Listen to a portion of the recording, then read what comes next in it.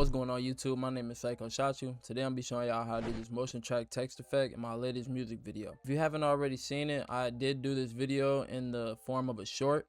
It's already uploaded. I'll leave a link in the description so you guys can go check that out. In this video, I'll be going a little bit more in depth and showing you guys step by step how I did it in real time. Without doing any more talking, let's get straight into it. Alright, so after you open up After Effects, what you want to do is drag your clip onto your timeline. So this is the actual clip that I used in the music video. I'm just gonna break it down and show you guys step by step how I did it. Now that I have my clip, what I'm gonna do is come up here to Tracker, and that's gonna analyze for a second.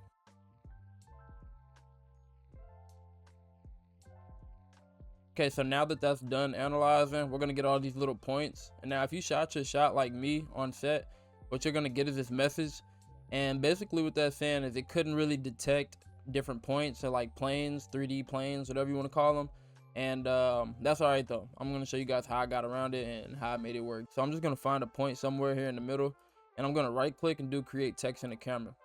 So now that I have my text, what I'm gonna do is I'm gonna drag it, and basically what we're gonna do is just kind of manipulate the text into making it look like it's supposed to be there, you know what I mean? So I'm just gonna play with it a little bit.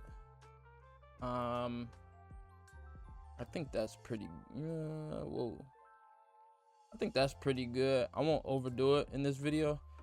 Okay, so I'm gonna control D, drag this one. I'm just gonna put, like, I don't know, for tutorial purposes I'll just put I Am Psycho. Alright, so now what I'm gonna do, just play with it. What you kind of want to do is just make it fit into where it's going. So just make it kind of look however you think is good. You know, it's just about being creative, honestly, at the end of the day. So I'll just fit it in kind of like this or whatever, right? Okay, so now that we have that, what we want to do is we want to go over here up to layer, then we want to go to blending mode, and then we want to make it an overlay. So as you can see, what it does, it kind of makes it blend in a little bit.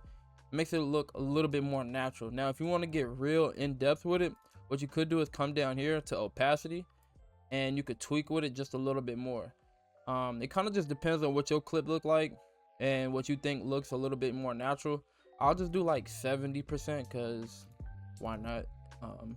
It doesn't look too bad. So I'll do that to both layers here. All right, boom. So after you get done doing that, what you want to do is come up over here to effects, and then you want to add a drop shadow to each one of these. So I'll just add a drop shadow here. And now where you can get really creative and make this thing look really good is depending on where the light is in your music video. So like for me, we shot in the daytime. You could make your shadows look really good if you make it look natural. So like since the sun is kind of coming from the back, if I put it kind of in the direction to where the sun is coming from, as you can see where these shadows casted in the background, it'll just make it blend a little bit better, make it look a little bit more natural, you know? So I'm gonna control C that and put it on this layer as well. And so now as you can see, it stands out a little bit.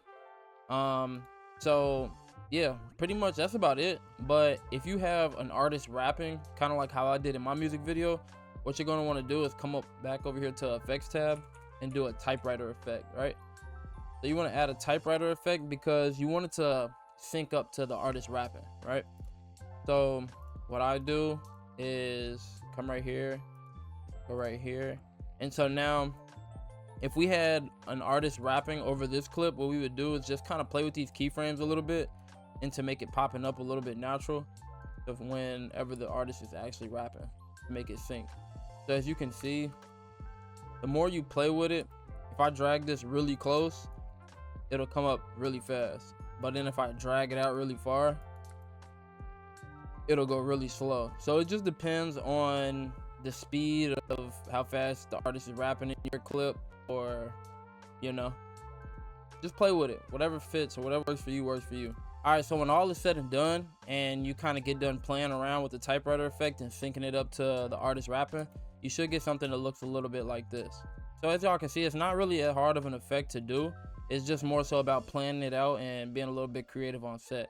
Now I also did forget to mention to add that since there's not going to be any movement in this shot, I advise finding somewhere where there'll be some movement in the background. So as you guys can see, I have these people in the background playing basketball, and there's this little dog right here moving around. It just makes it look a little bit more dynamic instead of it just looking like a plain wall or a plain alleyway with no movement to it. It just makes it look more alive, I guess, you know?